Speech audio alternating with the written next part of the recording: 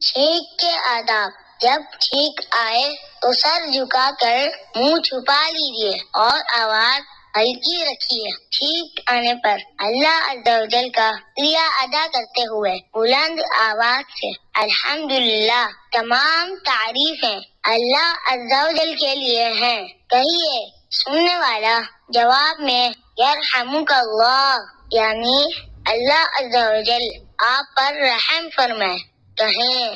پھر چھینکنے والا یغفر اللہ لنا ولکم کہے، یعنی اللہ عز و جل ہماری اور آپ کی مغفرت فرمائے۔ سننے والے کو چاہیے کہ آمین کہہ لے اگر کافر کو چھینک آئے۔